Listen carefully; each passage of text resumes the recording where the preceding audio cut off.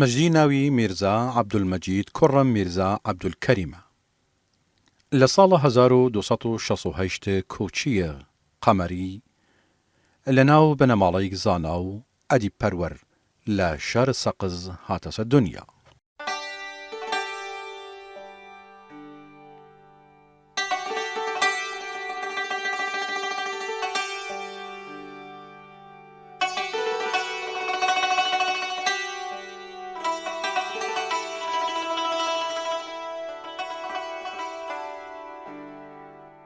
لە کوردستان وەگشتی لە ناوچەی سەقز و تایبەت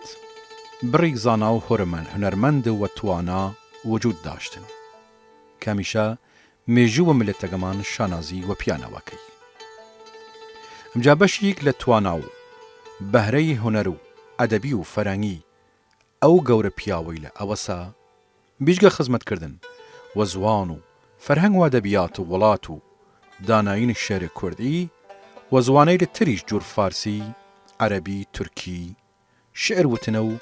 توانایی و کارامەیی خۆیان ئیسپات کردنە. یەکێک لەو ئەسارەی لە جەریوەدارە ئاسمانە ئەدەب و عێرفان و هونەرە کە مەقام بەرزێک ڕەسیە لەقەبی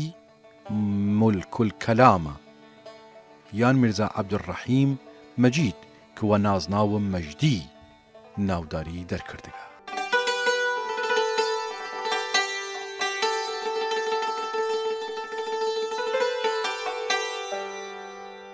ڕەحمەتی مولکولکەلام مەجدی لە لای مامۆسایل جوور مەلا ئیبراهیم مودەڕەسی، ناسریاک وەسەقزی و شێخ مەحموود خوانستن تەواو کردگە و لە هونەرە شێعر و خۆشنویسی و مەقام مامۆستایی ڕەسیە و لە دیوانە حکوومەت سەقزیش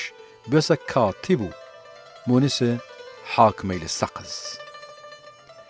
دوای ماوەیەک دەنگ زانست و هونەرە مەجدی لە وڵات بڵاو بووگ و خەتە جوانەکەی مەیلە حاکمەیل و فەرمانڕەوایی لە ئیرانەیی کێشیک و جووریک کە ڕاستنە داوا کریەیگ و بووگە کاتب و حکوومەتی کوردستان و تایبەت کاتب ئەمیر نیزام گەڕووسی کە خۆی لە ئاسارەی لە ئاسمان ئەدەب و هونەر بووە.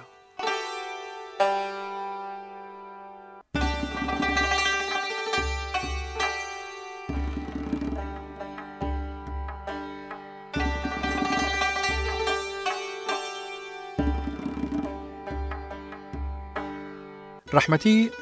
مەجدی لە ساڵە 1298 کۆچی مانگی و ئەزم زیارەتە کەعبە و وەجی هاوردنە حەج لە سەقزەوە چێسە شار سنە. وەلی لە سنە حاجی شێخ شوکرەڵڵا سەنەندوجی داوا لەلی کرد کە سەفەرەکەی دویا بخەیک تاگەر وەیەکەوە لە ئایندا بچنە حەج و زیارەتە ماڵە خۆدا. مەجدی پێشنیارەکەی قبول کرد و لە لای حاجی زەفەرەلمولک مندەوە و بووە مونسە ئەو کە نایب حکوومەتی کوردستان لە بانشانی بوو ئەو وەختە. وەی جورە لە سنە مندەوە و هەر لەورایش هاوسەرگیری کرد. لە ساڵە 1350 کۆچی قەمەری چونکە هیمان نەتوانستی و وەل حاجی شوکرەڵڵا بچنە ڕاست سەفەرە حەج وەل ژنەکەی و تەنیا مناڵەکەی و ناوە عەبدولحەمید کەفتنە ڕی و لە ڕێگەی بەغداوە خۆیان ڕەسانە مەککە و زیارەتە خۆیان وەجی هاوردن و لەی سەفەریشە وەل موفتی زەهاوی دیدارکردن و ئەی دیداریشە یەکێک لە یادوەریەی لە شرین سەفەریان بوو. ئەمجا دوای زیارەت و گلە و خواردن وەک مونسە دارالحکوومەی کوردستان لە شار سنە نیشتەجی بوو. لە ساڵە 1309 کۆچیە مانگی لەلایەن حەسەن عەلی خان ئەمیر نیزامە گەڕووسی بووە سەرۆکە دارالئینشای حکوومەتی کوردستان و دوای ماوەیەکیش ناسرەدین شای قاجار بەرهەمە نەزم و نەسر مەجدی خوانسەوە و ئەوەنەوە پێی خۆش بوو لەقەبە مولکولکەلام وە پێی بەخشی.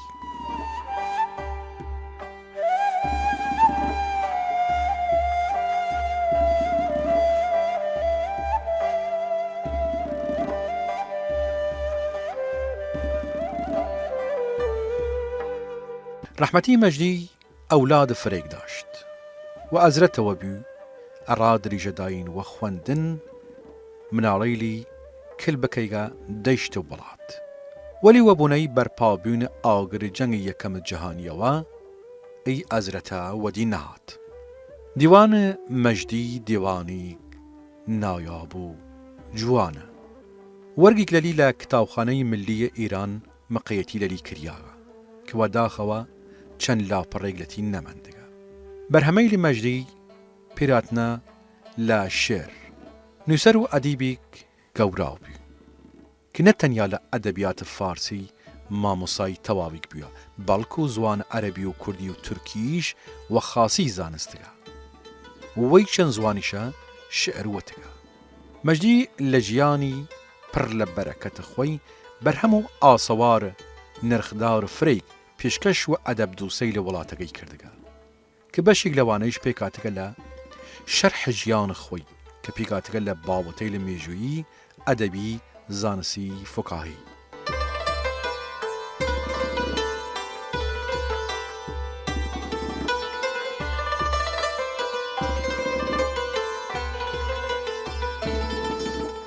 یەکی لەوانەیش دیوان شعر و لەوەیشا سەفەرنامەی حەجازیش دیری بیجگە ئەوەیش وتار و ڕیسالات جورا و جور دیری لەبارەی تەوحید و عرفان و ئیلاهیاتەوە یەش بیجگە تەحقیق و پەیجووی حەکیمانە و پەند و ئامۆژگاری کۆمەڵایەتی و ئەخلاقی پێشەکەیش داناگە لەسەر منتق تەیرە عەتاری نەیشابووری وتارێکیش دیری لەبان عەشیرەی جاف و شەرحە چوونێتی ژیان و جوگرافیای ئەو عەشرەتە قەسیدەیەکی 127 بەیتی لە وەسفە کالیسکەی بوخار دیری کە لە ڕۆژنامەی تەربیەت ژمارەی 191 چاپ کردیا ڕەحمەتی مەجدی شاعرێک وەهێز و توانا و ئەدیبێک پایە بەرز بوو گشت چەشنە شعرێک تاقی کردەسەوە وەو توانایی و وەو بلیمەتی خۆیەوە ئسپات گشت جورە شێرەیری کردگا میرزا عەبدولحەمید کوڕی لەبارەی سەرەتای دەسۆپیکردن شێر باوگیەوە لە پێشەکی دیوانەگەی وشی جەنابی هەر لە زەمانە مێرمنداڵیەوە زەوق شعر لەلای جەم بووە وجوری کە خۆی وشی من ئەو پەیامبەرم کە لە ئەدەبیدا وەجی وەحی سحر حەڵاڵ ڕام نازڵ بووە ئەشعار مەجدی وەگشتی مەزمونە بڕێک لە ئەخلاقیات و عرفان و کۆمەڵایەتی لە تیر ڕازیاسەوە جور ئەوە کە باس لە تی کردی من سەفای باتن تەبع ڕەوان مانای قول جوانی وشە و زاڵبوون لەبان گشت زانسەی لە سەردەم خێرخوازی و ئایەمدووسی و بەرزی مەقامی ڕۆحە فکری و ئەخلاقی مەجدی لە زمرەی زانەین فەرزانەی سەردەمە خۆیدا قەدردار بوو عشق و خدا وڵات و دۆس نیشتمان پەروەری لە یەکوە یەک شعرەیری ڕەنگە و دا و ئاشکران هەروە و خاتریشە لەورا کە عشق و خدا و خڵقی نەرە تەنیا ڕوحی خەیگە شەپول شعرەیل و ئوشیک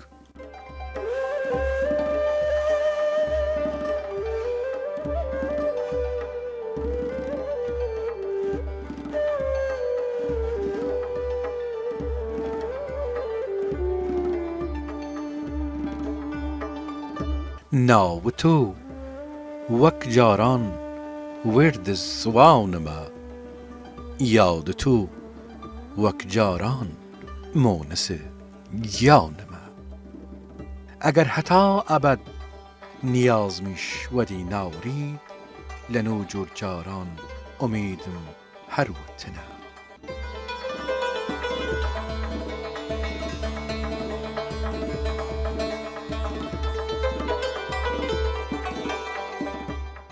لە شێرەیلی کوردی تەنیا شێری کلەتیوە تەواوی مندگا لەی شێرەیلیشە مەجدی و جووریک باسکەی گۆیشی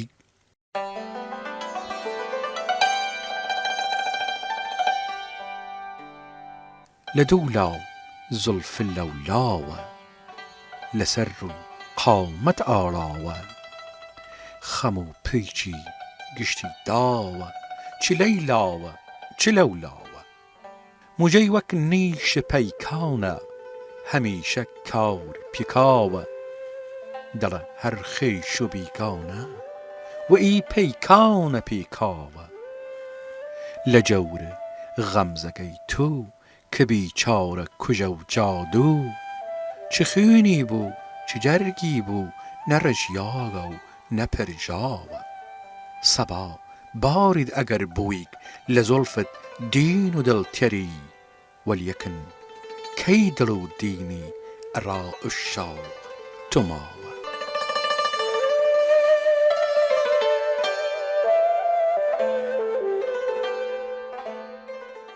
وەی جوولایشی من هەزاران هەزار